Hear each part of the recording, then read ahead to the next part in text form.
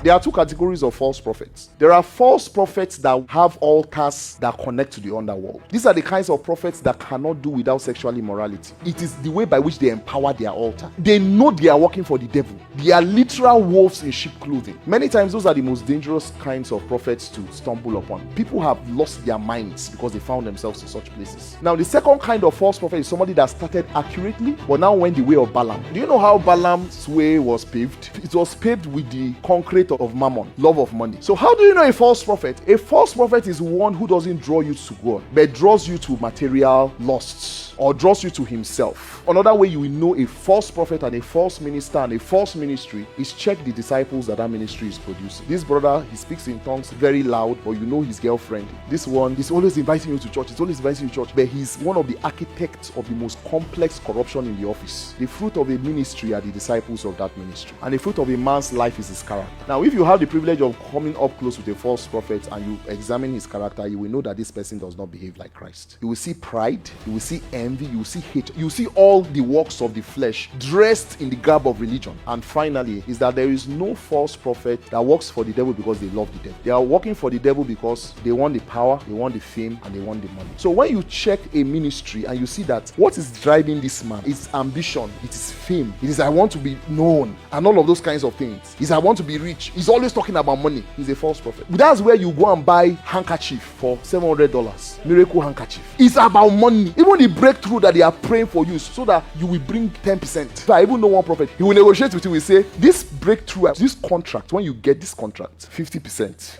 They are the ones on the throne. They are not pointing people to Jesus. They are pointing people to themselves. They are not building the kingdom of God. They are not building men. They are building an empire. It's not everybody you listen to on YouTube because he's speaking in tongues and he has apostle in front of his name. Be careful. Everything is, how you can be relevant in this world. There's nothing drawing you to become more like Christ. Do you think Jesus Christ came to die on the cross so that you will buy Bugatti? Have you been to Qatar or Dubai? Then Muslims don't need the gospel because there are some people listening to them year in, year out, week in, is all about breakthrough. The Lord will promote you. Hey, every enemy. It boils down to this one thing: mammon. Be wise. Know the truth for yourself. Guard your heart. Don't expose yourself to every garbage. The only goal of the church is to raise disciples of Jesus, people that belong like Christ, to convert sinners into saints, to bring people into the knowledge of the truth. That is the job of the church. It's not to raise billionaires. You go to Harvard, that's where they raise billionaires. Will believers be millionaires? Yes. The way you will know that that thing is a scam is that there are many millionaires in the world that are not going to church. That can be an addendum. There's nothing wrong with that.